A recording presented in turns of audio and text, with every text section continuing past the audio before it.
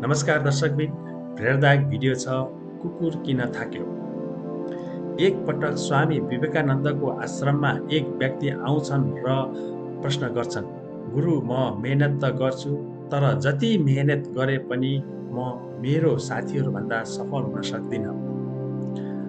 अहिले आएर त म यति थकित भएँ कि म सफल नै हुन नसक्ने रहेछु जस्तो लाग्न थालिसक्यो। मलाई सफल हुने तरिका के हो बताइदिनुहोस् न। ती व्यक्तिको यस्तो कुरा सुनेपछि विवेकानन्दले आफ्नो आश्रममा रहेको कुकुरतिर देखाउँदै भन्छन्, तिमी एकछिन यो कुकुरलाई बाहिर घुमाउन जाऊ अनि म तिमीलाई तिम्रो प्रश्नको जवाब दिनेछु। विवेकानन्दको यस्तो प्रस्ताव सुनेपछि हुन्छ भन्दै ती व्यक्ति कुकुर घुमाउन गाउँतिर निस्किन्छन्। करिब 1 घण्टा जति कुकुरलाई डुलाएर उनी आश्रममा फर्कन्छन् त विवेकानन्दको कुकुर एकदमै थकित देखिन्छ।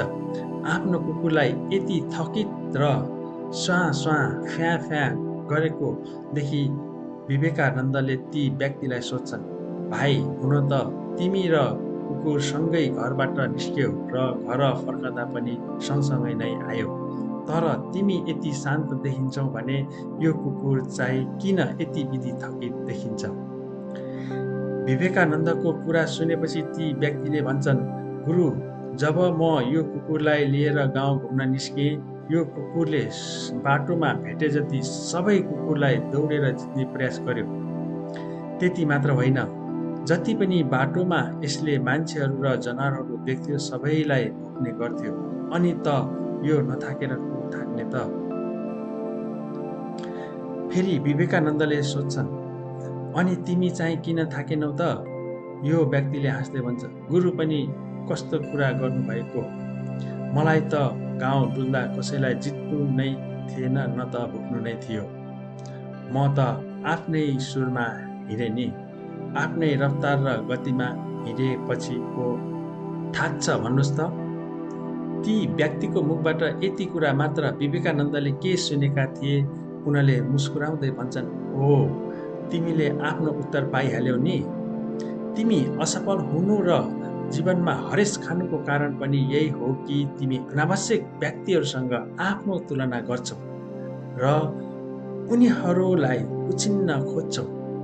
आफ्नो वास्तविक स्वभाव र खुबीलाई चिनेर आफ्नो सुरमा अगाडि बढ्नुको सट्टा अरूले के गरेको छ भनी अरूसँग आफूलाई दाज्न खोज्यो भने जीवनमा कहिल्यै पनि सफल हुन सकिँदैन।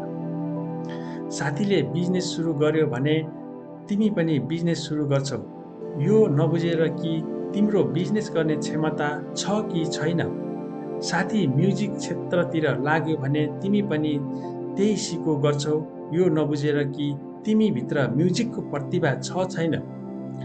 हामी अरूको सिको गर्न खोज्दा आफ्नै क्षमता के हो थाहा पाउँदैनौँ र कस्तुरीले आफ्नो बिना नचिने जस्तै जिन्दगीभर भड्किएर हिँड्छौँ। उपयुक्त यो हो कि अरूले के गरेको छ भनेर ऊ जस्तै बन्नुको सट्टा आफूलाई चिनेर आफ्नो गतिमा अगाडि बढ्नु लाभदायक हुन्छ। ती व्यक्ति प्रसन्न भएर घर फर्किए।